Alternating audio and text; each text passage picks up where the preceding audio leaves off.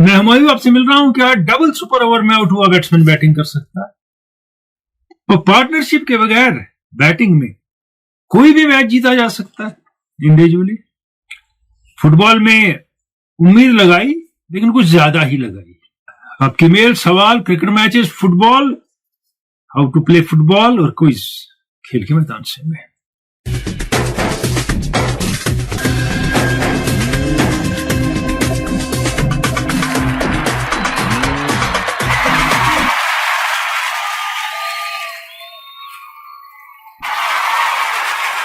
आगाज भारत अफगानिस्तान सीरीज से भारत ने क्लीन स्वीप किया। 2 मैच तो कदरे आसानी से जीते और तीसरे मैच में कांटे का मुकाबला रहा। आगाज हुआ तो फरीद ने विकेट लेने शुरू किए और 22 पे इंडिया के 4 आउट। 4.3 overs 22 for 4। 22 पे 4 और रिंकू सिंह मैदान में आते हैं। कहते हैं आखिरी ओवर्स के अच्छे खिलाड़ी हैं। 5-7 ओवर आखिरी मिल जाए तो 30-40 इजीली अकेले बना लेते हैं। यहां बहुत ओवर बाकी हैं। 4.3 ओवर्स हुए हैं। 22 पे 4 है स्कोर। रोहित शर्मा मौजूद है। उसके बाद एक ऐसी पार्टनरशिप देखने को मिली जिसकी मिसाल नहीं मिलती। 15.3 ओवर्स में 190 की पार्टनरशिप। T20 में 190 रन पार्टनरशिप। 212 रन इंडिया बनाता है। रोहित शर्मा एक बहुत जबरदस्त इनिंग खेलते हैं। 69 बॉलों में 121 और 39 बॉलों में 69 रिंकू सिंह के। Rinku Singh bats with maturity of a senior player. ये कमाल है कि जब खिलाड़ी आते हैं इंडिया के बहुत से इंटरनेशनल क्रिकेट में, they are ready for it. Ready का मतलब है इंटरनेशनल क्रिकेट का प्रेशर लेने के लिए तैयार है। और 212 का स्कोर पहाड़ जैसा है। शुरू में 50-50 की इनिंग्स हमको दिखती है इब्राहिम जदरान से और गुरबाज से, लेकिन फिर भी रीच से बाहर मैच जा रहा है। नबी आके मैच रीच में ले आते हैं और गुलबदीन इसको टाई कर देते हैं। 23 बॉलों में 55 नॉट आउट। अब सुपर ओवर की बारी है। सुपर ओवर में ऐसा होता है जो टीम बैटिंग कर रही है उसी को पहले बैटिंग करनी होती है। तो 16 का स्कोर करती है अफगानिस्तान की टीम। अच्छा स्कोर है 16। इंडियन बैटिंग बहुत स्ट्रांग है और किसी तरह इंडिया भी 16 पे आ जाता है। फिर मैच टाई हो जाता है। लेकिन आखिरी 1 या 2 बॉल पहले रोहित शर्मा मैदान से चले जाते हैं। उनकी जगह रिंकू सिंह आ जाते हैं लास्ट बॉल से पहले कि ये तेज दौड़ते हैं। अगर ज्यादा रन दौड़ने पड़े आखिरी गेंद पे तो रोहित शर्मा जख्मी नहीं हुए, खुद चले गए, यानी वो रिटायर हुए out. He is retired out. जो दूसरा सुपर हुआ इंडिया से खास स्कोर हुआ नहीं।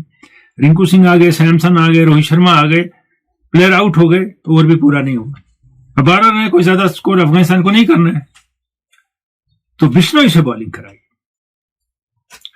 मुकेश कर चुके थे पिछले में, इस बार बिश्नोई ने बॉलिंग की और पहली बॉल पे नबी आउट हुए और एक गेंद बाद 1 रन बना, 2 बने और फिर अगला बैट्समैन आउट हो गया और दोनों उनकी शॉर्ट बॉल को आगे से छक्का मारने की कोशिश में आउट हुए। न कवर से मारा न लेट खेला कि बैकफुट पे थोड़ा आगे से मारेंगे। बॉल स्लो है, स्पिनर है बिश्नोई। बॉल देर से आई, बैट पे स्लो आई, उतनी तेजी से नहीं आई कि आप उछाल के आगे मारे। हाइट ज्यादा दे दी, डिस्टेंस कम दिया, इंडिया मैच जीत गया और अच्छे मार्जिन से। अगर आप 9-10 रन से जीत जाते हैं सुपर ओवर तो बहुत बड़ा मार्जिन है।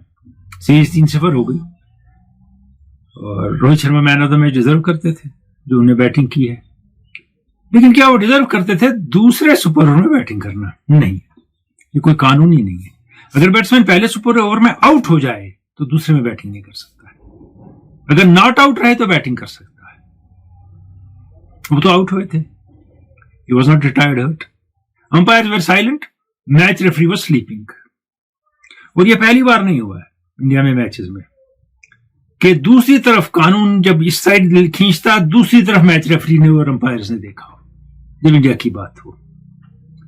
और उसके बाद हेडलाइन सारी आई, कांटे का मुकाबला, इसका मुकाबला, ये पल्सेटिंग। एक नहीं पुराने क्रिकेटर ने, एक कमेंटेटर ने बीसीसीआई के पेड जो है, ये नहीं कहा कि ये हुआ क्या, ये तो गलत हो गया, चाहे यहां का कमेंटेटर हो या बाहर का, मगर हुआ गलत।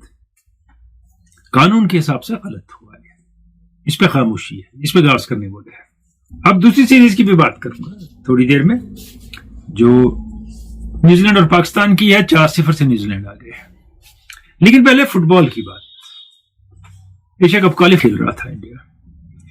और सुनील छेत्री ने उनके इर्द गिर्द जो माहौल बनाया था कि इंडिया क्वालिफाई करेगा इस बार, ये सोचे बगैर कि ऑस्ट्रेलिया से मैच है जो वर्ल्ड कप क्वालिफायर है, जो लगातार वर्ल्ड कप के लिए क्वालिफाई करते हैं।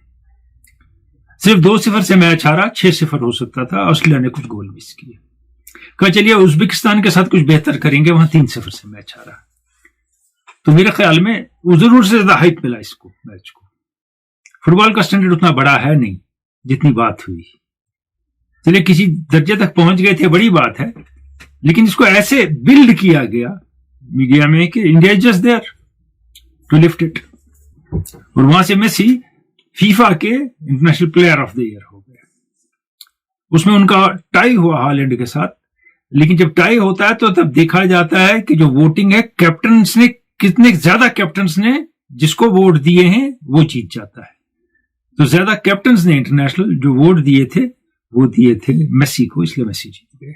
आपकी मेल की जाने आऊंगा। और उसके बाद वो टेस्ट मैच की बात जो खत्म हो शुरू हो गया, खत्म हो गया ऑस्ट्रेलिया में, और बच्चों की फौज भेजी है वेस्ट इंडीज ने, उसके बारे में थोड़ी देर में बात करेंगे। यहाँ पहले Adil Rashid is probably right now top leg spinner of England, why isn't he playing red ball cricket. वो कहते हैं ये वाजिद गुलजार, इनको इसमें टीम में क्यों नहीं इंडिया के लिए इंक्लूड किया गया, जी वो कभी नहीं चाहते थे ज्यादा रेड बॉल क्रिकेट खेलना। शुरू के बाद एशेज में उनको लाया गया, कोई खास इंपैक्ट नहीं हुआ। रेहान अहमद हैं इस वक्त, वो उनसे बेहतर लगते हैं प्रॉस्पेक्ट लॉन्गर फॉर्मेट में।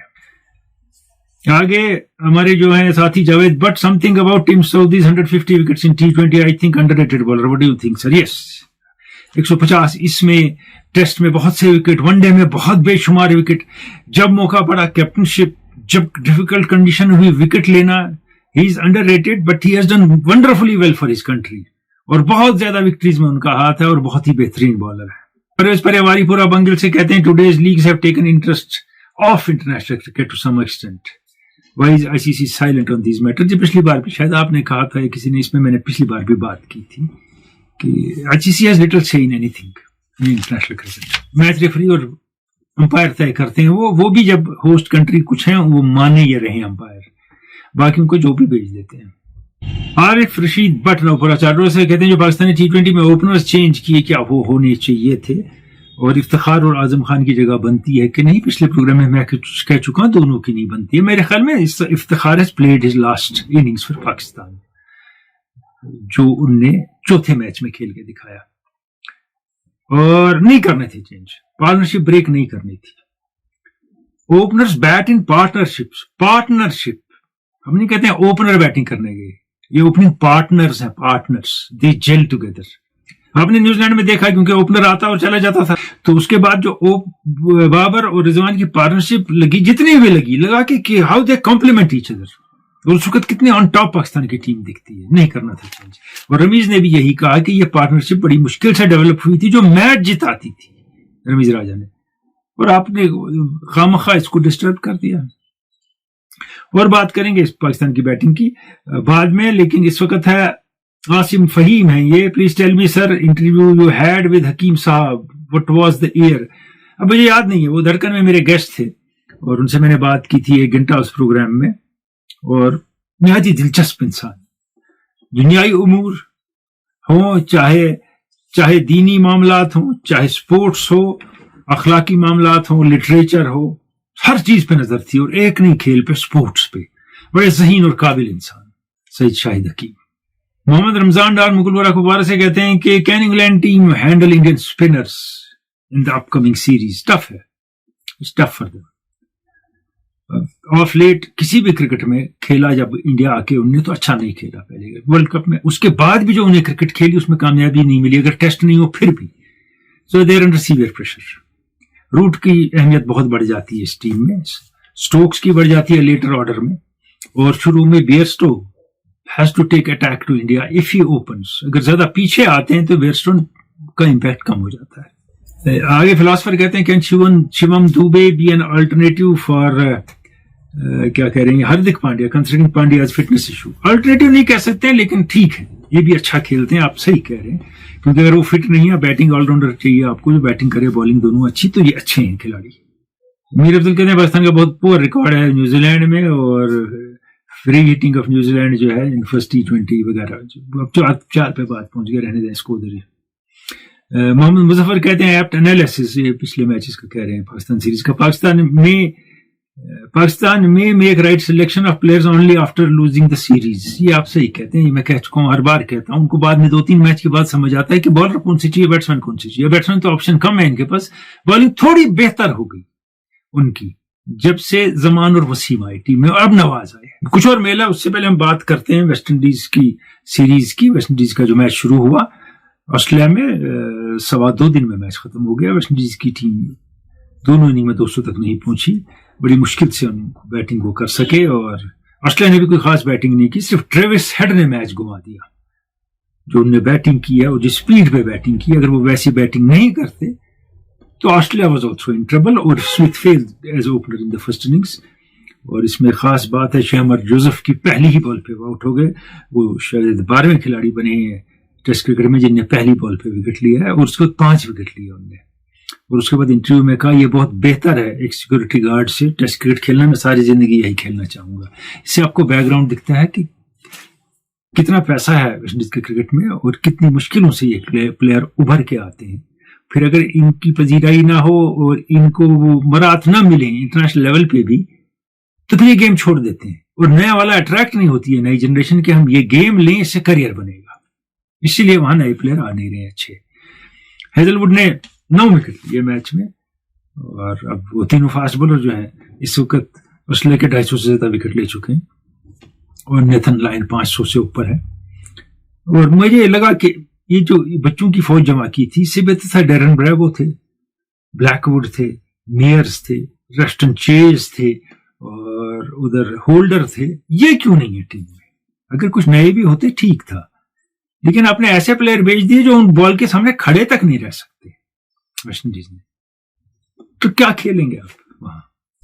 आरिफ हुसैन कहते हैं पाकिस्तान मैनेजमेंट डिसाइड किया कि बाबर 30 नंबर पे बैटिंग करे, तो फखर क्यों नहीं ओपन करते हैं साइम के साथ, तो रिजवान नंबर 4 पे बैटिंग करते हैं, तो बैलेंस आएगा मिडिल ऑर्डर में। मिडिल फेज में बॉलिंग में भी वो स्ट्रगल कर रहे हैं 8 से 16वें ओवर तक, जहां हारिस और मोहम्मद नवाज जो है, if played could manage well, Shaheen should open the bowling with Mohammad Wasim and make Iftikhar also to bowl। अब आपने बात की है तो मैं इस सीरीज की कुछ बातें करूंगा, मैचेस की बात मैं करूंगा जो आप कहते हैं। देखिए, पहली बात, ओपनिंग पार्टनरशिप चेंज नहीं होनी चाहिए थी। लिमिटेड ओवर्स में T20 में पाकिस्तान के पहले 4 बैट्समैन ओपनर हैं, Rizwan opener, Babar opener, Saim Ayub opener, और क्या नाम है इसका, फखर ओपनर, और 5वां भी ओपनर जो लास्ट मैच में खेला आपके साहिबजादा फरहान, वो भी ओपनर है असल में। जब आप प्लेयर सिलेक्ट नहीं करते हैं फॉर अ सर्टेन पोजीशन जिसकी उसको आदत है खेलने की, उसको क्योंकि वो अच्छा प्लेयर है दूसरी जगह खिलाएंगे हम, लेकिन उस पोजीशन पे वो डिलीवर कर सकता है ये नहीं, आप नहीं सोचते हैं, तो टीम का वही हाल होता है जो उनकी टीम का हो रहा है। एक बात। और फखर जमा ओपनर आए तो अच्छा है, ठीक है, मगर रिजवान नंबर 4 से बेहतर आ गई जहां वो खेल रहे हैं। बेहतर था फखर जमान नंबर 3 आते और बाबर और रिजवान ओपन करते बैटिंग। उसके बाद भर्ती के प्लेयर अच्छा खेले ना खेले तो टीम में। और दूसरी बात हुई इस सीरीज में, अभी तक हर बार पाकिस्तान का हम चेज करेंगे, नाइट मैच में भी शाहीन शाह अफरीदी या उनकी मैनेजमेंट ने नहीं सोचा कि लाइट्स में बैटिंग थोड़ी डिफिकल्ट होती है, बॉल ज्यादा स्विंग हो सकती है, हमको वो ट्राई करें, नहीं किया। आखिरी मैच में ट्राई किया तो पहले 2 ओवर में 3 विकेट ले गए शाहीन शाह अफरीदी। उसके बाद क्या हुआ अलग बात है, मुश्किल हो गई मगर काफी हद तक न्यूजीलैंड को वो फ्री स्ट्रोकिंग में, तो वहां कोई थिंकिंग है नहीं, पता नहीं हफीज चला रहे हैं, जो मर्जी कर रहे हैं, तो तजर्बे जारी हैं। आखिरी मैच के बगैर बाकी मैचेस थे पाकिस्तान ने भी नाम की रफ्तार से स्कोर किया, तकरीबन 180 और उससे ऊपर स्कोर किया है, मैच हारे हैं। आखिरी में स्कोर नहीं हुआ, आखिरी मैच में विकेट भी थोड़ा डिफिकल्ट था, अच्छा पेसी था, ग्राउंड बड़ा था, 158 रन बने आखिरी मैच में, और 158 पे फाइट जब शाहीन ने विकेट लिए लगता था मिलेगी, लेकिन नहीं मिली फाइट, क्योंकि कैचेस छूटे और मिचल के 2 कैच छूटे, एक वसीम ने छोड़ा और एक साहिबजादा फरहान ने छोड़ा, और उसके बाद Mitchell man of the match हो गए, दुर्गत बना दी उनने। जहां 2.4 ओवर में 20 पे 3 थे, वहीं 18.1 ओवर में 18.1 ओवर में 159 पे भी 3 ही रहे, वो पाकिस्तान की फील्डिंग की मेहरबानी से। और जो पाकिस्तान का 158 का स्कोर था, अगर पाकिस्तान ही फील्डिंग करता होता तो 175 का स्कोर होता, क्योंकि न्यूजीलैंड की फील्डिंग बहुत आला रही है पूरी सीरीज में। और पार्टनरशिप जमी है मैचेस में, मैंने शुरू में कहा था पार्टनरशिप के बगैर स्कोर नहीं हो सकता। 51 की बाबर की और रिजवान की जब पार्टनरशिप चल रही थी, लग रहा था पाकिस्तान बहुत फ्री फ्लोइंग अच्छा खेल रहा, उसके बाद लगा कि बैटिंग हो ही नहीं सकती इस विकेट पे, बैट्समैन बैट ही नहीं कर सकते सिवाय रिजवान के और आखिर में नवाज के, उन्हीं के नवाज की वजह से 9 बॉलों में 19 रन उन्होंने बनाए, उससे स्कोर बड़ा हो गया। और अगर आप नवाज की बॉलिंग देखेंगे, he has nothing to show, 40 से ज्यादा रन दिए हैं, लेकिन देखने वाले जानते हैं, स्टैटिस्टिक्स नहीं बताएंगे कि उनकी बॉल पे ऐसे कितने रन गए, वो छोड़ दिए, और कैच कितने सीधे छूटे उनकी बॉलिंग पे। और अगर पकड़े होते तो शायद मैन ऑफ द मैच भी होते और पाकिस्तान मैच भी जीत जाता। पाकिस्तान का हर मैच में एक बॉलर चला है या 1.5 और एक बैट्समैन चला है, कोई पार्टनरशिप नहीं जमी है खास, तो बड़ा स्कोर नहीं हुआ है, प्रेशर नहीं आया बॉलिंग पे न्यूजीलैंड की। और न्यूजीलैंड के बॉलर्स ने अपनी शॉर्ट लिफ्टिंग बॉल और स्लोवर बॉल बहुत अच्छी तरह यूज की है, और बेशतर बैट्समैन पाकिस्तान के नहीं समझ पाए दोनों बॉलें। तीसरे मैच की अगर बात करेंगे हम, फिन एलन शो था, 16 छक्के मारे फिनलैंड ने, सिर्फ 3 ही प्लेयर डबल फिगर्स में है पूरी इनिंग में, बाकी कोई बैट्समैन नहीं चला। सेफर्ट ने इनके साथ 31 रन बनाए, पार्टनरशिप जमी 125 रन की फिन एलन और सेफर्ट लंबी, और एक और बैट्समैन है डबल फिगर्स में, कोई नहीं डबल फिगर्स में, बाकी बैट्समैन नहीं चले। लेकिन इतनी डोमिनेशन इस प्लेयर की रही और इतनी लूज बॉलिंग हुई और फील्डिंग हुई कि 16 छक्के हैं शख्स ने मारे, 5 चौके मारे हैं, तो इनका जो स्कोर है 137 का, उसमें से 126 रन जो है वो चौकों छक्कों से। खुद ही बताएं आप, बैटिंग कितनी हाईएस्ट क्लास की हिटिंग है और बॉलिंग कितनी है ऐसी जो समझ नहीं पाई हाउ टू स्टॉप हिम और स्लो हिम डाउन। फिर 226 का स्कोर छोटे ग्राउंड में तभी चेज होगा जब कम से कम 2 प्लेयर बड़ी इनिंग खेलेंगे, 56 बाबर और कुछ नहीं। और इस सीरीज में अगर आप देखेंगे, सैंटनर की बॉलिंग क्या बेमिसाल है, वो कितने अच्छे लेफ्ट आर्म स्पिनर हैं, शायद दुनिया में उनसे अच्छा T20 में लेफ्ट आर्म स्पिनर कोई नहीं है, बेस्ट स्पिनर्स में से भी एक होंगे। कितनी पेस वेरी कराते हैं वो, कितनी स्लो बॉल और तेज करते हैं, आप बिल्कुल नहीं समझ पाते कि उनको कैसे मारा जाए। वो कैप्टनशिप भी अच्छी कर रहे हैं वो। और यहाँ बाबर आजम कहते रहे लोग कि क्या जी वो 36 बॉल में 62 रन या 66, इसमें वो ये अकेले ने मैच जिताना था, कोई शख्स अकेला मैच नहीं जिता सकता, और न्यूजीलैंड के साथ मैच है, ये कोई थर्ड रेट टीम के साथ मैच नहीं है उनकी कंडीशंस में। तो स्ट्राइक रेट की बहुत बात होती है उनका स्ट्राइक रेट ऑलमोस्ट 130 है, और फकर जमान का भी उतना ही है, थोड़ा उनसे कम है। कोहली का 132 है और रोहित शर्मा का 137 है। जो खिलाड़ी जिनके इर्द गिर्द टीम घूमती है ना, उनका 250-200 नहीं होता है, उनका इतना ही होता है, लेकिन वो वहां रहते हैं, बाकी तेज खेल के उनके इर्द गिर्द इनिंग बिल्ड करते हैं। जब वो बाकी हैं ही नहीं तो एक प्लेयर अकेला क्या करेगा। शाहीन शाह अफरीदी इफ्तिखार को एज बॉलर यूज नहीं करते हैं, जहां बॉल भी टर्नो ने एक भी ओवर नहीं किया 4 मैचेस में, बॉलर पिट रहे हैं फिर भी बॉलिंग नहीं करते हैं वो। और उसके बाद इफ्तिखार का काम हो गया, कई एक खिलाड़ी हैं, अब उनको बाय कह दिया जाए इंटरनेशनल क्रिकेट से, कम इफ्तिखार उसमें एक है। और हारिस रऊफ को भी रीथिंक करनी होगी अपनी बॉलिंग कि any time he can go for 30 run in an over, और वो टॉप बॉलर है। ऑल क्रेडिट टू न्यूजीलैंड, हर कंडीशन से बाहर निकले और मैच जीता। So they have good many match winners in the team.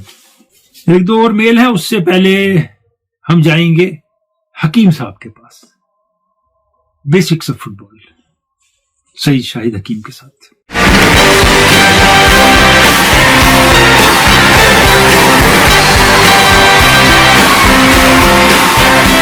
हाथ में गेंद है, इसे फुटबॉल कहते हैं, आप भी जानते हैं, दोहराने की बात नहीं है। ये फुटबॉल है, बच्चा बच्चा जानता है, लेकिन ये फुटबॉल का साइज क्या है, इसका वजन क्या है, इसमें हवा कितनी होनी चाहिए। और उसके बाद जिस मैदान में मैं खड़ा हूं, ये फुटबॉल का एक मशहूर ग्राउंड है कश्मीर का। फुटबॉल ग्राउंड की डायमेंशंस, गोल, बॉक्सेस और सारी बातें, क्योंकि एक बच्चे को खेलते वक्त पता होनी चाहिए। और हमारी कोशिश इस प्रोग्राम में यह है कि हम आपको फुटबॉल के बारे में बेसिक्स बताएं, शुरू से बात बताएं, और आपको रागिब करें आप फुटबॉल खेलें तो सही खेलें। हमारे रिसोर्स पर्सन SS हकीम साहब, गेंद मेरे हाथ में है, ये फुटबॉल किस साइज की है, सर्कमफ्रेंस क्या है इसका? इसका है सर्कमफ्रेंस 26 से 28 सेंटीमीटर, वेट है 14 से 16 आउंस, और इसमें प्रेशर तकरीबन 325 मिलीग्राम में होता है। और मगर जो है ये किसी भी अप्रूव्ड मटेरियल का बन सकता है, लेदर का ही होना जरूरी नहीं है, फीफा अप्रूव्ड मटेरियल कोई भी होगा तो उससे बन सकता है ये फुटबॉल। और इसमें तब्दीलियां कितनी आई फुटबॉल के साइज, वेट और इसका जो शेप है इसमें भी? पहले तो जब फुटबॉल थी उसमें एक लेस डाली जाती थी और लेदर की लेस होती थी, वो फीते से आया, उसको लेस डालते थे और उसमें इसकी नोजल होती थी, नली जिसको कहते हैं, उसको अंदर डालते थे, और कभी अगर वो लेदर की लेस पड़ जाती तो हाँ बहुत बुरी तरह से, बाद में उसको कॉटन की लेस डालने लगे, अल्टीमेटली ये फुटबॉल निकली बगैर जो है लेस की। ये बात हुई इस फुटबॉल की जिसे ठोकर मार के लोग रोनाल्डो, मैराडोना और पहले बनते। हम फुटबॉल के मैदान में खड़े हैं, फुटबॉल मैदान की डायमेंशंस क्या हों? सब कम से कम 100 मीटर लंबाई और 50 मीटर चौड़ाई होती है, लेकिन इंटरनेशनल साइज 115 और 75 गज है इसकी, ये ग्राउंड की साइज है। और पेनल्टी एरिया बड़ा जिसको कहते हैं पेनल्टी एरिया कहते हैं, उसको कहते हैं 18 यार्ड्स एरिया, और छोटा 6 यार्ड का होता है। और गोल की साइज होती है 24 फीट लंबाई और 8 फीट ऊंचाई। और कॉर्नर फ्लैग, चारों कॉर्नर फ्लैग मैंडेटरी है, जरूरी है, उसके बगैर नहीं होता, लेकिन उनकी हाइट कम से कम 5 फीट होनी चाहिए, क्योंकि वरना प्लेयर जाके गिरे तो उसको चोट का डर होता है, तो 5 फीट वो हाइट होती है। और वहाँ एक आर्क होता है 1 गज का, जिसमें बॉल रखनी पड़ती है। और ये पेनल्टी एरिया के बाहर जो आप आर्क देख रहे हैं, वो अगर पेनल्टी हो जाए तो हर खिलाड़ी अपोनेंट जब भी कोई फॉल होता है तो 10 गज दूर रहना चाहिए, इसके लिए आई आर्क डाला जाता है। हकीम साहब, गोल के पीछे नेट भी होती है, तो नेट का जो फॉल है और जो गोल की लाइन से डिस्टेंस है उसमें भी कोई खास मेजरमेंट है? मेजरमेंट तो नहीं है, अलबत्ता यह है कि इतना देखते हैं कि गोलकीपर को डिस्टर्बेंस ना हो, तो काफी पीछे तक जाती है। लेकिन गोलकीपर के पीछे एक लाइन होती है, उसको कैमरामैन लाइन कहते हैं, वो 6 फीट दूर रहती है। सेंटर फ्लैग जो है वो ऑप्शनल है, रखे तो रखे, ना रखें भी तो कोई फर्क नहीं पड़ता। और हकीम साहब, जो ये गोल पोस्ट है जो हम देख रहे हैं, गोल पोस्ट जो इसका ये बनावट है, जो मटेरियल इस्तेमाल होता है, लकड़ी का चकोर हुआ करता था, आज किस चीज का? आमतौर पे मेटालिक होता है ये, आमतौर पे अभी बाहर कुछ एल्युमिनियम के भी बनने लगे हैं, लेकिन हमारे पास अभी लोहे के ही चलते हैं। तो कोई फर्क पड़ा इससे कि चकोर से बॉल रिबाउंड ज्यादा होती थी, गोल से अंदर चली जाती है? उसमें चांस ज्यादा था क्योंकि पॉइंटेड होती ही थे, उसमें पॉइंट होने से कुछ भी हो सकता था। लेकिन इसमें यह है कि अगर फ्लैट हिस्से पे पड़ेगा तो बॉल अंदर नहीं जाएगी, लेकिन नीचे पड़ेगा तो जा सकती है। इस सिलसिले में मैं आपको एक बात और बोलना चाहूंगा, वो ये है कि हम थोड़ी सी गुफ्तगू हिंदुस्तानी फुटबॉल की, लेकिन हमने ये बात नहीं की कि हिंदुस्तानी फुटबॉल का जरूरी दौर कौन सा था। तो हमारा जरूरी दौर आप बता सकते तकरीबन 50s और मिड 60s तक, और खास तौर पे 56 से लेकर 62 तक जो हमारा दौर था, बहुत उम्दा। आमतौर पे लोग ये समझते हैं कि हिंदुस्तान का फुटबॉल में कोई मकाम नहीं है, लेकिन हिंदुस्तान 2 बार एशियन गेम्स गोल्ड मेडल जीत चुका है, 51 और 62 में। 4th पोजीशन 56 ओलंपिक में थे हम, और 60 ओलंपिक में हम लोग हंगरी को 1 गोल से हारे, फ्रांस को ड्रॉ किए, पेरू को 2 गोल से हारे। लेकिन फीफा रैंकिंग के हिसाब से हम 6th या 7th पोजीशन में ओलंपिक में प्लेस किए गए। हम मडिका कप मलेशिया में अनबिटन रनर्स थे, क्वाड्रेंगुलर टूर्नामेंट होता था, इंडिया, पाकिस्तान, बर्मा, श्रीलंका, 4 बार हुआ और 4 बार हम लोग जीते। तो इस तरह का, और एशियन यूथ 1974 में हम ज्वाइंट चैंपियन थे। ये सईद शाहिद हकीम के साथ बात हो रही थी फुटबॉल के बारे में, और किस आसानी और खूबसूरती से बात समझाते हैं। ये सिलसिला आगे भी जारी रहेगा, और ये आबिद गौहर प्रोडक्शन थी। अब आते हैं कुछ की जानिब। ये तस्वीर दिखाई थी, ये निरुपमा मनकड़ की तस्वीर है, जो पहले निरुपमा वसंत थी, अशोक मनकड़ से शादी की, इंडिया के क्रिकेट प्लेयर, और निरुपमा मनकड़ बन गई है, और ये आज तकरीबन 77 साल की हैं। और खास बात यह है कि इनने 18 टेनिस टाइटल्स जीते थे, और ये 25 फाइनल्स में पहुंची थी। आनंद अमृतसर के साथ मिलकर इन्हें विंबलडन जूनियर्स में भी हिस्सा लिया था। वो 17 साल की उम्र में ये एशियन टेनिस चैंपियन बनी थी 1965 में, और इन्हें यूरोपियन सर्किट में बहुत खेला, और ग्रैंड स्लैम के मेन ड्रॉ के लिए क्वालिफाई किया, और पहली खातून थी इंडिया की ये। टॉप रैंक टेनिस प्लेयर रही है भारत में 1966 से 1978 तक, और 7 मरतबा की नेशनल चैंपियन निरुपमा मनकड़।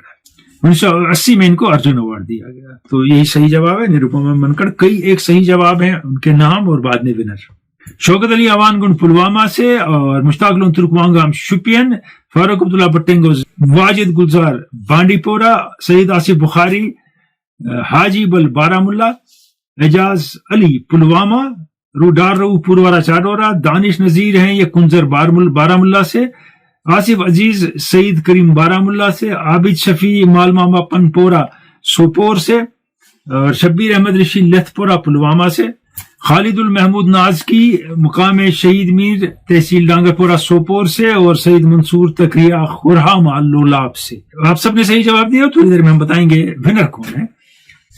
इस वक्त हम अहमद रियाद का मेल लेंगे। ये कितने the day Wahab Riaz Hafeez and Shaheen took charge.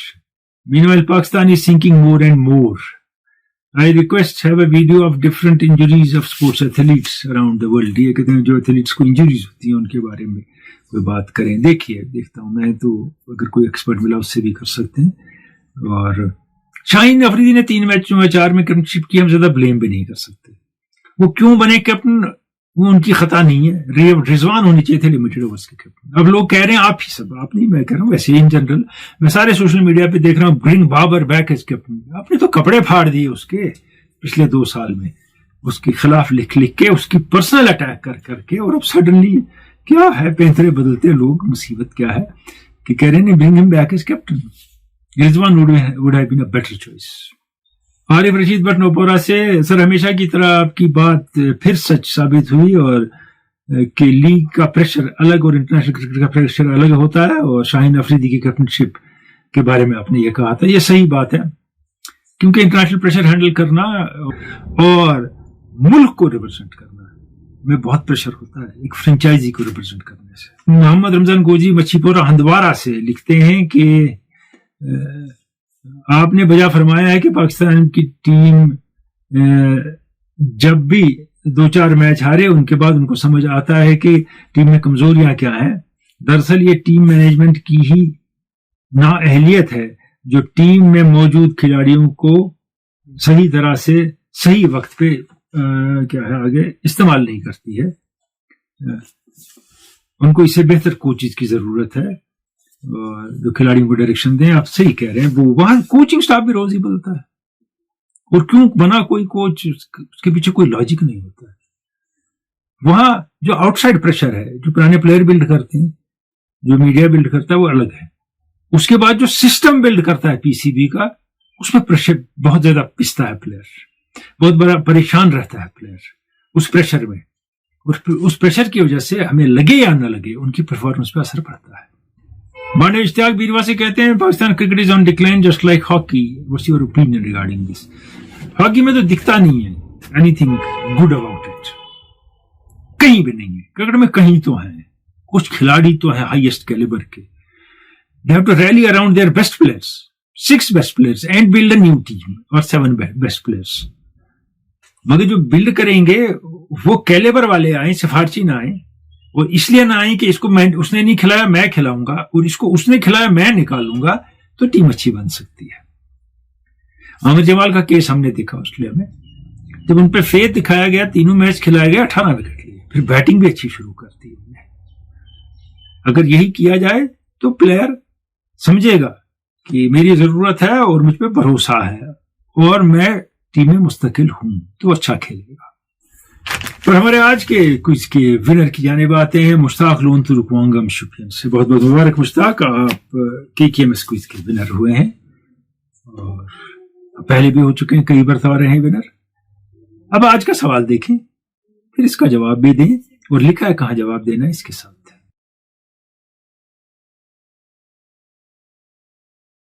इजाजत चाहूंगा, मिलते रहेंगे इसी चैनल पे मुख्तलिफ प्रोग्राम्स के साथ।